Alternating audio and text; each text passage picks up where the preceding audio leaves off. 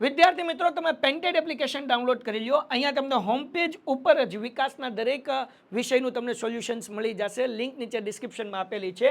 અને તમારા માટે ખાસ અમે લોન્ચ કરી રહ્યા છીએ રેપિડ રિવિઝન બેચ, જેની અંદર ગણિત, વિજ્ઞાન, સમાજ, ઇંગ્લિશ આખું રિવાઇઝ કરાવશું કે જેથી એક મહિનામાં તમને સરસ મજાનું રિઝલ્ટ ફાઇનલ એક્ઝામમાં લઈ આવો. અને સાથે માર્ચ મહિનામાં આપણે લોન્ચ કરવાનું છીએ પેપર સોલ્યુશન બેચ. તો હમણાં જ એપ્લિકેશન ડાઉનલોડ કરો. લિંક નીચે ડિસ્ક્રિપ્શનમાં છે. ચેનલ સબસ્ક્રાઇબ કરો. નમસ્કાર વિદ્યાર્થી મિત્રો, તો આજના વિડીયોમાં આપણે જોશું વાર્ષિક પરીક્ષા 2026 વિકાસ અસાઇનમેન્ટ ધોરણ 9 વિજ્ઞાન વિભાગ સી પ્રકરણ 8. તેમાં પહેલો પ્રશ્ન, ન્યૂટનના ગતિનો પ્રથમ નિયમ લખો અને સમજાવો.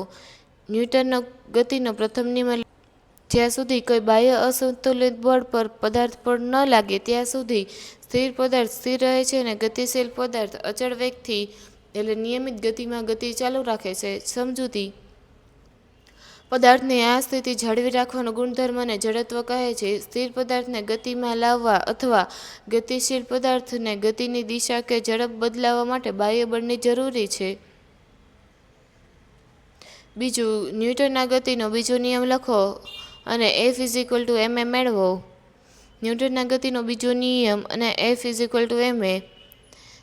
ન્યૂટનની ગતિનો બીજો નિયમ, પદાર્થના વેગમાં થતો ફેરફાર દર તેના પર લાગુ પડેલા અસંતુલિત બાહ્ય બળના સમપ્રમાણમાં હોય છે અને વેગમાનનો ફેરફાર બળની દિશામાં જ થાય છે.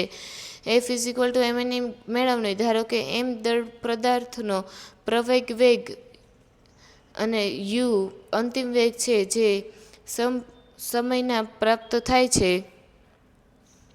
પ્રારંભિક વેગ p1=mv, અંતિમ વેગમાન p2=mu, તેમજ વેગમાનમાં ફેરફાર p=m2 mv, એટલે કે આપણને mv mu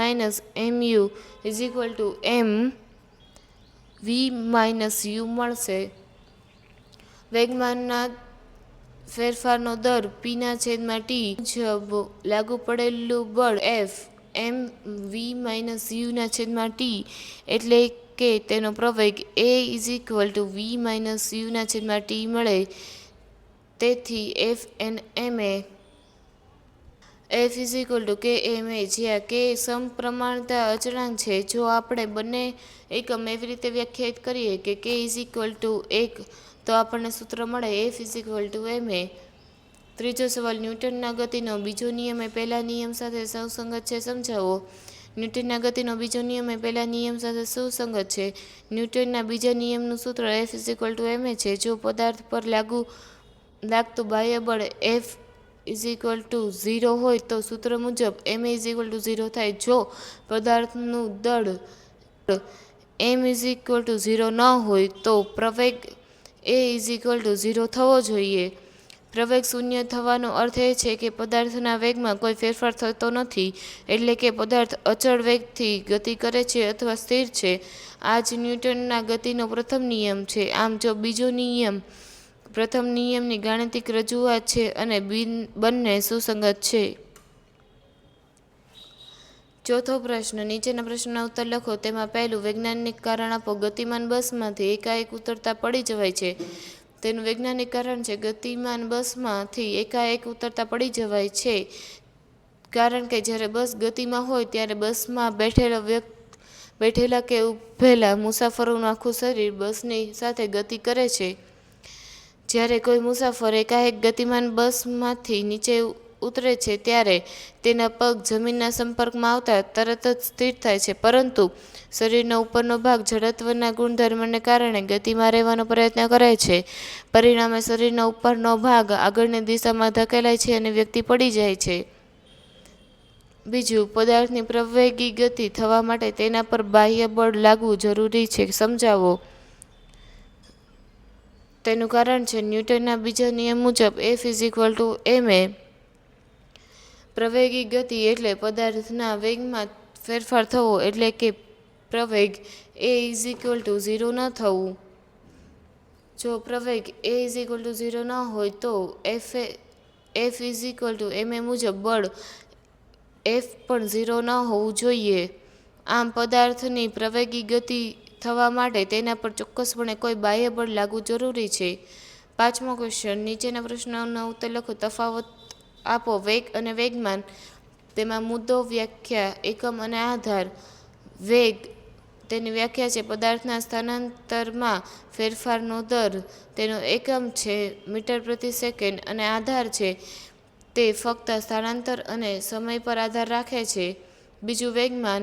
વેગમાનની વ્યાખ્યા પદાર્થના દળ અને વેગનો ગુણાકાર. તેનો એકમ છે કિલોગ્રામ મીટર પ્રતિ સેકન્ડ છે. તેનો આધાર તે દળ અને વેગ બંને પર આધાર રાખે છે. બીજું વૈજ્ઞાનિક કારણ આપો. ચપ્પુની ધાર તીક્ષ્ણ હોય છે. તેનું વૈજ્ઞાનિક કારણ છે આ પ્રશ્ન દબાણના ખ્યાલ પર આધારિત છે જેનું સૂત્ર P=F/A છે, જ્યાં P દબાણ, F બળ અને A ક્ષેત્રફળ છે. આ સૂત્ર દર્શાવે છે કે લાગુ પડેલા બળ માટે જો સંપર્ક સપાટીનું ક્ષેત્રફળ ઓછું હોય તો ઉત્પન્ન થતું દબાણ વધુ હોય છે. તેમાં ચપ્પુની ધાર તીક્ષ્ણ હોવાથી જ્યારે આપણે તેના વડે કોઈ વસ્તુ કાપવાનો પ્રયત્ન કરીએ છીએ ત્યારે બળ ખૂબ જ નાના ક્ષેત્રફળ પર લાગે છે. પરિણામે ખૂબ વધુ દબાણ ઉત્પન્ન થાય છે તે જે વસ્તુને સરળતાથી કાપી નાખે છે. Thank you. આ વિડીયોને લાઇક કરો તથા કોમેન્ટ કરો.